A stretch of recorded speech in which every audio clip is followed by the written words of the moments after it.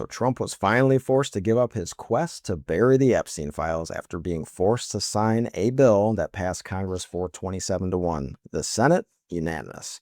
Bipartisan, overwhelming support. Trump fought this for months, called it a hoax, worked behind the scenes to kill it, tried to pressure Republicans to vote against it. But Congress, they didn't care. They passed it anyway, and Trump had no choice. He signed it. Now the Department of Justice has 30 days to release everything, about 100,000 pages of documents. Every investigation, every communication, every connection between Jeffrey Epstein, the convicted sex trafficker, and the rich and powerful. The deadline, December 19th. So we'll know everything by Christmas, right? Wrong, because buried in the bill are loopholes. The DOJ can withhold information that would jeopardize an active federal investigation. And guess what happened the same week Trump signed the bill? General Pam Bondi opened a new investigation into Epstein ties to Democrats, specifically Bill Clinton, the same people Trump wants to go after. So here's what's going to happen. December 19th rolls around. DOJ releases a bunch of documents we've already seen, then says, sorry, I can't release the rest. Active investigation. It's into Trump's political enemies. Conveniently, the investigation that protects Trump's name from coming out. This is the con. Trump fought this bill for months, worked behind the scenes to pressure Republicans to kill it, tried to get GOP women to drop off the discharge petition, called it a hoax, said it was a distraction, and then when it became clear the bill was going to pass, he reversed course, said, we have nothing to hide, signed it, and immediately set up the excuse to not release everything. In July, the DOJ said there's no client list. They reviewed everything, found no incriminating client list, said no further disclosure would be appropriate, but now suddenly there's a new investigation? Well, what changed? Trump's back in office. That's what changed. And when he wasn't in power, nothing to see here. Now that he is, we're investigating Democrats. This is the playbook. Sign the bill because you have to, and use your own DOJ to bury the parts that implicate you.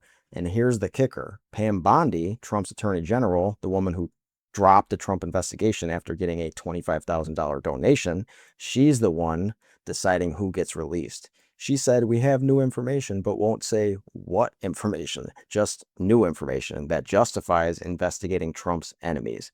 Again, this is selective enforcement. Release the stuff that hurts Democrats, bury the stuff that hurts Trump, and call it transparency.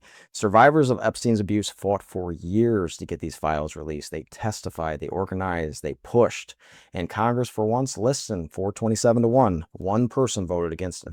Everyone else said the public deserves to know, and Trump signed it, and he's already setting up the con. Bondi opened the investigation before the deadline, and when December 19th comes, she can say, can't release that, active investigation, can't release this, national security, can't release those names, ongoing prosecution, and what we'll get is a fraction of what actually exists. The DOJ already gave Congress 33,000 pages, and you know how many were new? 3%. The rest are already public. So when they release the Epstein files, expect the same thing. A bunch of stuff we already know. And the good stuff tied up in Bondi's selective investigation.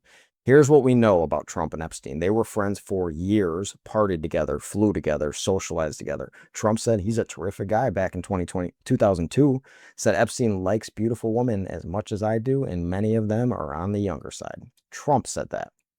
Then they had a falling out in the early 2000s. Trump says it was over real estate. Others say it was over something else, losing somebody like an 18-year-old at a freaking, that's a massage. But the point is they were close. And now Trump's DOJ gets to decide what the public sees about that relationship. You think they're going to release the bad stuff, the emails, the communications, the fight logs, or are they going to redact it, claim national security, claim active investigation, and bury it? I'm betting on the latter. This is what Trump does. Sign the thing you can't avoid, then use the system to gut it, make it look like transparency while actually protecting yourself. Survivors deserve the truth. The public deserves the truth. And Trump signed a bill promising the truth. But he's already set up the machinery to hide it. Bondi's investigation isn't about justice. It's about control. Control over what gets released, control over the narrative, control over who gets implicated. Democrats, release it. Trump, Bury it. Subscribe, share this, because on December 19th, when the DOJ releases a fraction of the files and says the rest are tied up in investigations, don't let them call that transparency. That is a cover-up. Trump fought this bill for months, then signed it only after he had already rigged the game. The Epstein files will be released, but the real files, the ones that matter, they'll stay right where Trump wants them, buried.